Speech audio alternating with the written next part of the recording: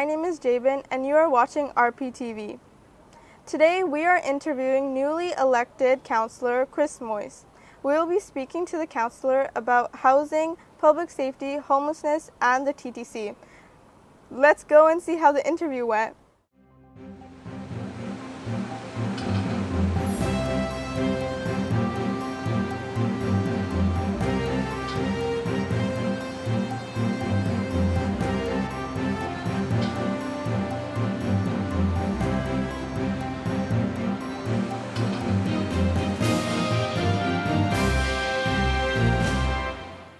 So first of all, thank you for having me here today and coming into my office here at City Hall.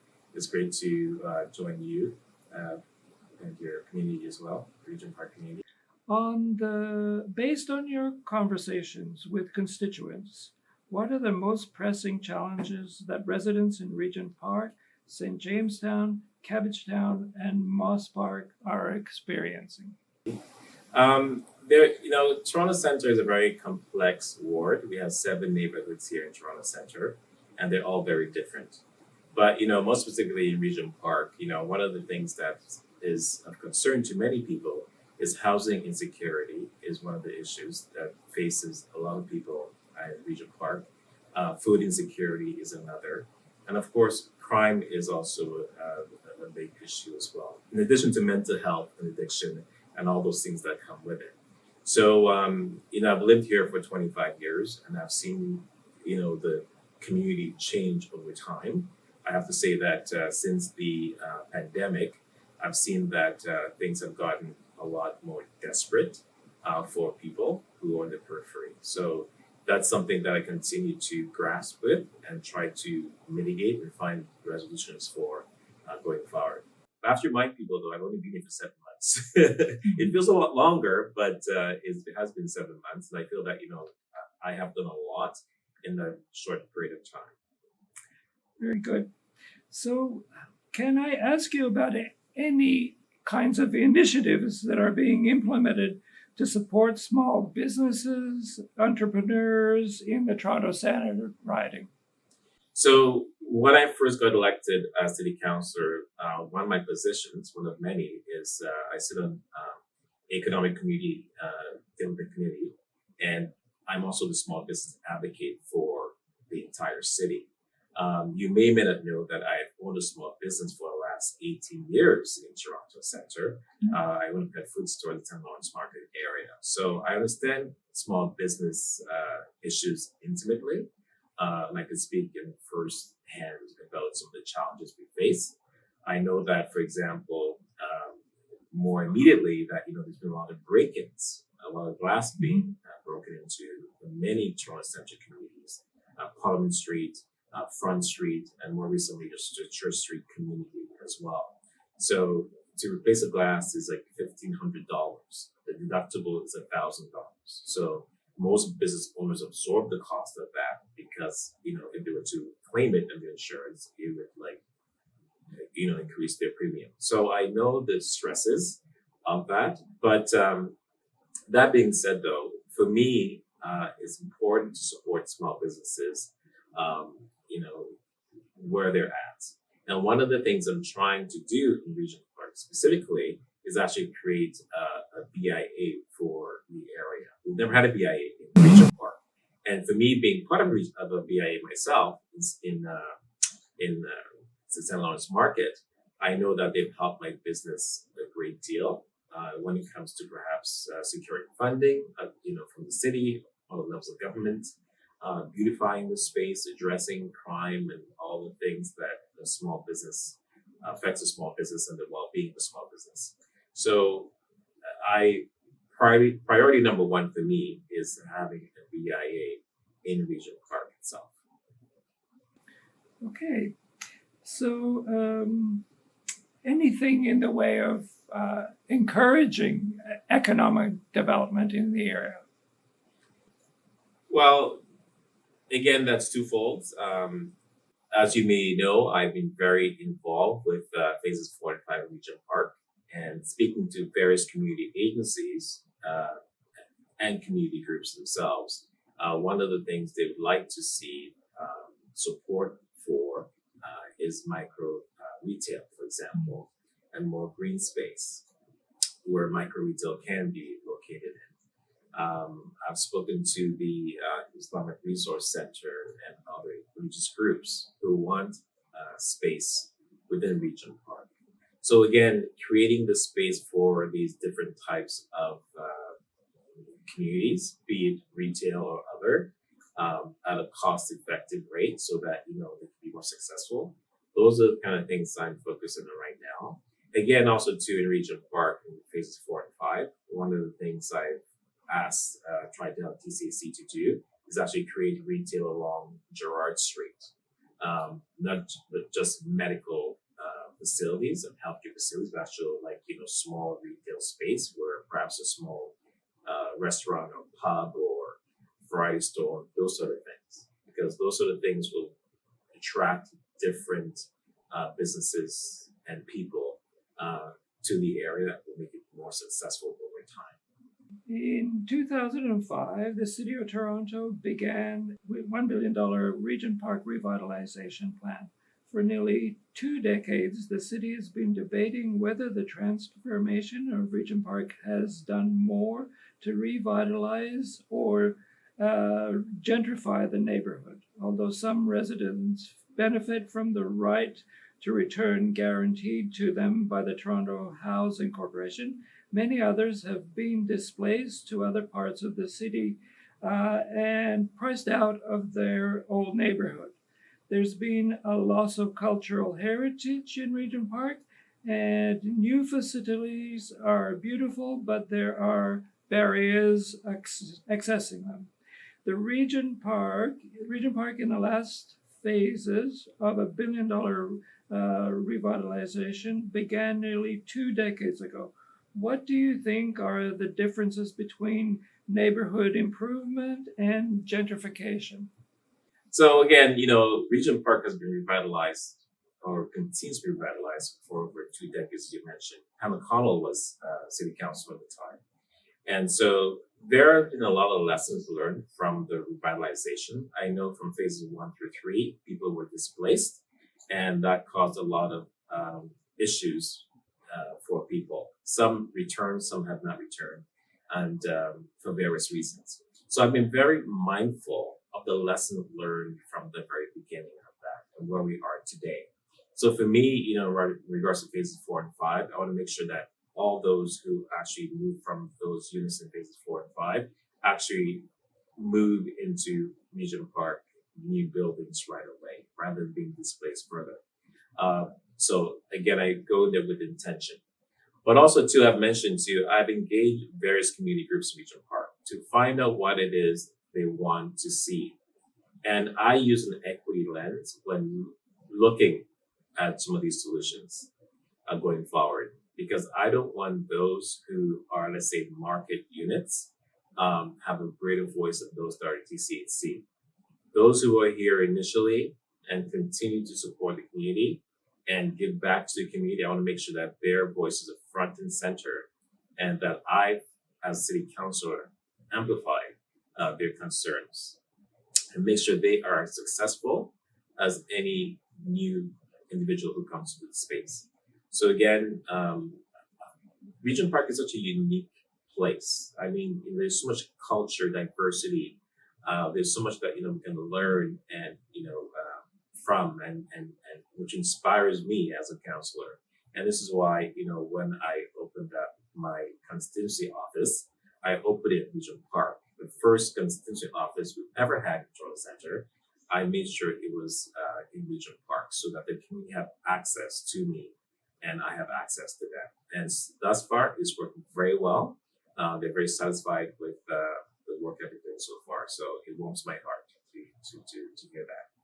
Some people might argue that displacement of residents, loss of cultural heritage, barriers to accessing new facilities, these are the unfortunate necessities that ultimately serve the greater good of communities.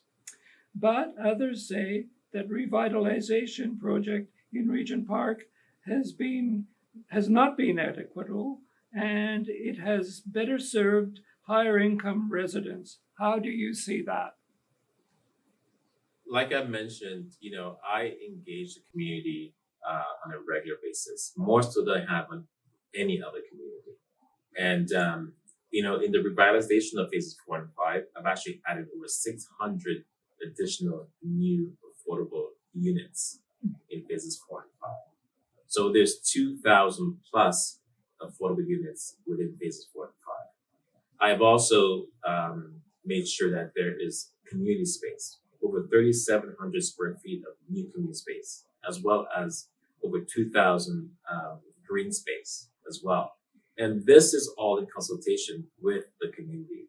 So I feel that I have heard them, and I have made sure that Tridel and TCHC has put that in their revitalization of phases 4 and 5.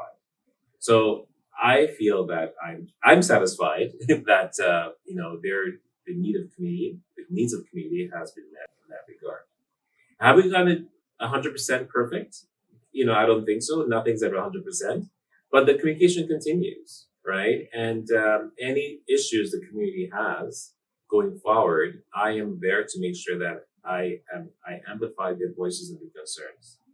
For many years, the community has been demanding that the City of Toronto expropriate 214 to 230 Sherbourne Street for rent geared to income housing units, especially as Dundas and Sherbourne have been at the epicenter of poor and homeless residents.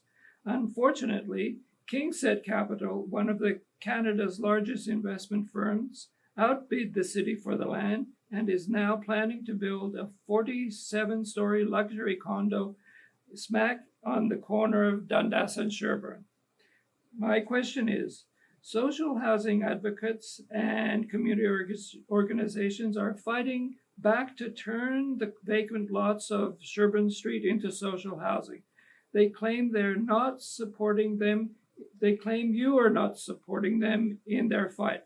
What's your response to them, and is there a way for the city to expropriate these lands? So during my tenure as councillor, I've looked at transforming, revitalizing Sherbourne from Dundas down to Queen, which encompasses, of course, Dan Harrison, Moss Park Apartments. And it's important to, look at this space in a holistic way.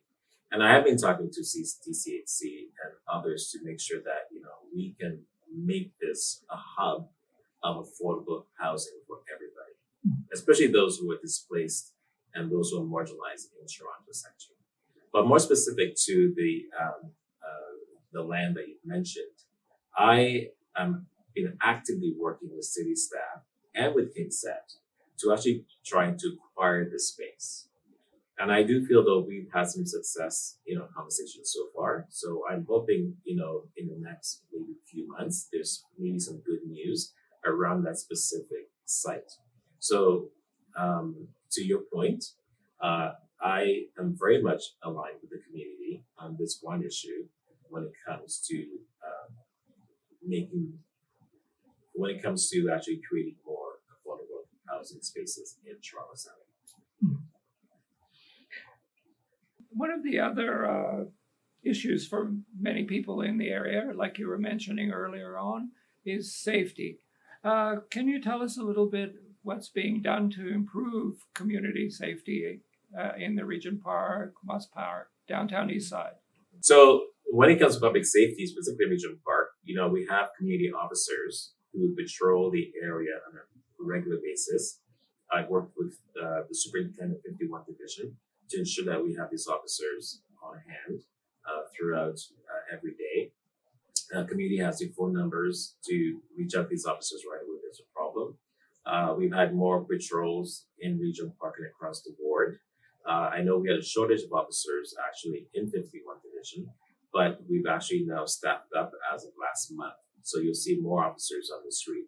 Another important piece too is that any new officers from the Ontario Police College, once they've graduated from the Ontario Police College in Elmer, they come down to Toronto Centre for training. So they're walking the streets to get a flavor as to what happens in the court for the city. And so this is part of their learning. So again, having a presence that way. We also have community meetings quarterly with Toronto Police and the community to talk about safety in Regent Park, and specifically, and also too we have community safety groups in Regent Park to talk about safety as well, and deal with safety. So, and my team and my staff and myself are actually at these meetings at the table to hear firsthand what the concerns of the community is, and so we can help address it in the moment. So again, this is ongoing conversations and stop gaps as they happen.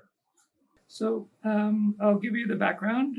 Regent Park TV has covered the homeless encampments at Allen Gardens and other public parks across the city for a while. My question is, how is the city addressing issues related to homelessness and affordable housing in this ward? So as I mentioned again, housing is a complex issue, short-term, long-term strategies. More specifically to the Allen Garden situation, it's the largest encampment in the city currently. At last count, we had 89 encampments. But on a brighter note, the numbers are going down. As of this morning, I heard we have 62. We've used the Dufferin Grove model from day one, in that we actually try to house people from the park. We've had success over the last 7 months since I've been here. We've actually housed people, over 100 people, some in shelters, some in permanent housing. And as of last month, I have actually had a trailer unit in the park where housing staff were there Monday to Friday, and they're actually working with people who are living in the encampments to find them somewhere to live. So we've used a compassionate model in regards to getting housing people. We also have security in the park 24/7, safety officers in the park to ensure that there's no new encampments being brought into the park. And I've said publicly that I actually do not support encampments because I don't think they're safe. They're not safe for the people who are encamped, and they're not safe for the people who live around the park. My experience, based on the reports I'm receiving from Toronto Police and other organizations, is that there are drug dealers who actually come into the park and take advantage of those who are living in the park, who are most vulnerable already, among other activities that are happening in the park as well. So my goal in the next short while is to actually house the people that are in the park and have the park be used as a park as it's meant to. Currently, there's 11 people in the park who don't want to engage shelter supported housing staff. And so what we're trying to do is maintain and build the trust of those who don't want to engage us, and hopefully over time we can house them. But again, my goal is to actually return the park to a state of good repair as so that we all can use it safely. Can you add anything more to that? What are the specific steps that are being taken to appropriate shelter and housing for these people living in encampments? So about a month ago, I worked directly with Gord Tanner, who's the executive director of Shelter Supported Housing, and the deputy mayor, Jennifer McKelvey, to actually secure 50 beds across the shelters in the city to directly move people from Allen Gardens to the shelter spaces. I have to say that a lot of people don't want to move into shelters, right? And if they do want to move to shelters, they want to move to a shelter or a space in the downtown core, which is not always possible. But we try to accommodate people the best we can. And staff, like I mentioned, continue to engage these people every day. I mean, we spent over $1 million in people hours in the last 6 months just to help those in the park, right? So, I'm using compassion, to deal with this very serious issue. As I've mentioned, my background is mental health and addiction. Prior to being elected official, I used to work at the local hospital. And my role was to work with people with addictions and mental health, and those are on their house. So I use that, my expertise, to actually deal with the chronic issues that you see on the streets of Toronto Centre. So this is maybe a more harder question to answer. What do you think will ultimately solve that problem of homelessness, encampments, and the life that people on the streets, in a way, feel that they've been forced into and are receiving little support around that? They're being kicked out of places, criminalized. So what's your take on that? Underhoused mental health addiction is a very complex issue, right? And about a month ago, I actually chaired a mental health summit here in Council Chambers, where we invited CEOs of hospitals in the GTHA, also downtown. I invited the Federal Minister of Mental Health and Addictions to this summit. I invited the province regional counterpart to this summit. The province chose not to send anyone, but we went ahead and had a roundtable conversation anyway as to how to deal with this. And I can say to you that it's not only a Toronto problem; it's also a regional problem. Because a lot of people, if you ask them on the street, where they came from, within the last 6 to 8 months, they would say to you they came from another city, be it Brampton, Mississauga, North Bay, Windsor. People move where the services and resources are that they feel they can get help with. And so if they're not getting the services in their communities, then they're going to move where it is. And so this is why we find out we are inundated, more so in Toronto Centre, with people who are suffering from addiction to mental health and eventually become under house. Because most of the services actually have been here in Toronto Centre. So in the tables that I sit at, I've said to my counterparts, be it, within the city and beyond, is that we need to create more spaces across all systems in other regions. But to your question, the core to resolving some of the chronic issues we see on the streets of Toronto is housing. And not just, one type of housing, but housing with wraparound services. Housing where you have mental health workers, you have, nurses, you have other people that can help people build their lives back up, right? Because if you're on the street for more than 3 to 4 months, you've lost the skill set, or you will have lost the skill set to actually take care of yourself. And we know that. The stats are there. And so we need to actually be where people are at when it comes to rebuilding their lives. And I think housing is the key to this. And we need the province and the federal governments to actually help us with this crisis that we're in right now. Residents of Toronto Centre have expressed environmental concerns related to air pollution and access to green spaces. How is your office working to promote sustainability? And what opportunities are there for residents to get involved in local governance and decision making? So Toronto Centre is a vertical ward, as you know, and people live, work, and play here. And so one of the things that I, as a city councillor, have done and will continue to do is, creating more bike lanes for cyclists and other forms of mobility. As we do go through Young Tomorrow, we're creating larger sidewalks for people because there's so many people walking the sidewalks, which is a great thing, but they shouldn't be cramped into small spaces. And so we're making sure that the sidewalks are large enough. Also too, transit is important. We want to make sure we have good transit, that people can get out of their cars and go into transit. So it's all these different initiatives that we're actually doing right now, I think, will reduce climate change in a way that will help the environment over time. Any thoughts about the TTC? The TTC is actually a great system. Is it perfect? No. And, what we talked about earlier regarding, addictions and mental health and mental health, I know we're seeing some of those things in the system right now, as we see on the streets of Toronto.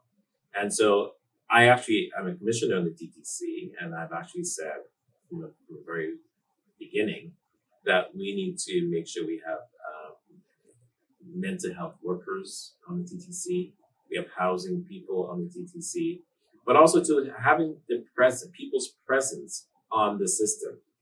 I've said to Rick Valeri, who is the CEO of the TTC, in that, we need to have people on the platform, in yellow vests. We need to have people, on the buses, on the streetcars, right? So people feel safe. I think that's an important piece, but also to make it affordable. I voted against the 10-cent single fare one that was brought forth to commission a few months ago, because I feel that, we need to bring people back onto the system and make it affordable. I also feel that we need to also make sure we go back to pre-pandemic levels of service. And so, I will keep pushing that narrative forward with the new mayor in place, Olivia Chow, in that I know during the election, she too mentioned that she wanted to see the service back up at a certain level, as well as, keeping the fare at a reasonable rate. So I think the new mayor and I are in alignment when it comes to those things. And I think that will help the TTC be a better service. Don't forget to like, comment, share, and subscribe to our YouTube channel. Please follow us on all our social media platforms, and for more information, please check out our website.